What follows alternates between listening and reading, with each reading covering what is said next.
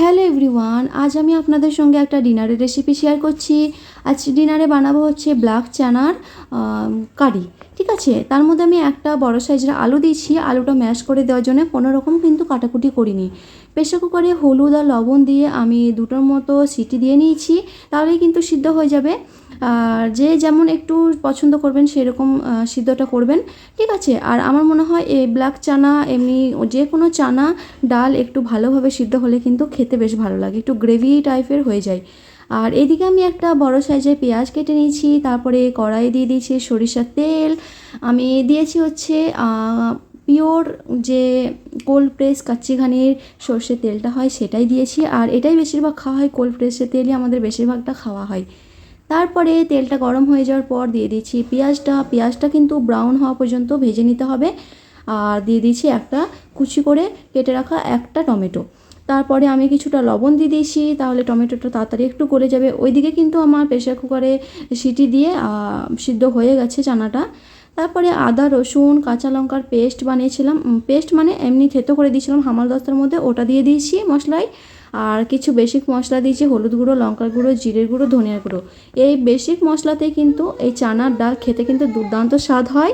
তারপরে কিছুটা পানি দিয়ে ভালোভাবে মশলা সমেত কষিয়ে নিতে হবে।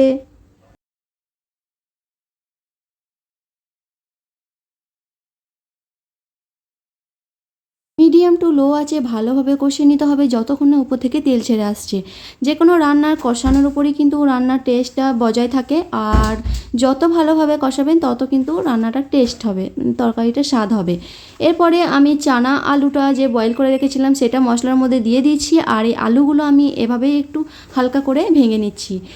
কোনোভাবে ম্যাশ করার দরকার নেই, এভাবে হালকা করে ভেঙে দিলেই হয়ে যাবে। আর এইদিকে দেখতেই পাচ্ছেন কীরকম কত সুন্দর একটা গ্রেভি টাইপের হয়ে এসছে আলুটা দেওয়ার কারণে। আলু না দিলে আপনারা অর্ধেকটা চানা আপনারা পেস্ট বানিয়ে দিতে পারেন মিক্সার জারে, তাহলে কিন্তু গ্রেভিটা চলে আসবে। আর আমরা তো বাঙালি, আলু তো পছন্দ হবে, আর আমার বিশেষ করে আলু খুবই পছন্দ, সেই জন্য একটু আলু দিয়েছি। ওইদিকে কিন্তু একটু গরম মশলা দিয়ে আমার চানা ডাল আলুটা রেডি হয়ে গেছে। আর এদিকে রুটিগুলো সেঁকে নিচ্ছি। বেশিরভাগটা তান্দুরি রুটি বেশ ভালো লাগে এই চানা ডালের সঙ্গে, পুরিটাও ভালো লাগে, বাট সেজা পাপা হাজি বলেছিল রুটিটাই খাবে।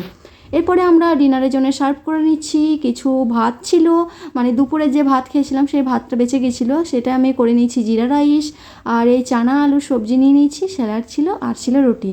আজকে ছিল ডিনারে আমাদের এই মেনু। কেমন লাগলো অবশ্যই কিন্তু জানাবেন, আপনারাও ট্রাই করবেন, এভাবে খেতে কিন্তু বেশ ভালো হবে। এমনিতে ব্ল্যাক চানাটা খুবই হেলদিকর, কাবলি ছোলা এগুলোর থেকেও এটা কিন্তু অবশ্যই আপনারা বানাতে পারবেন।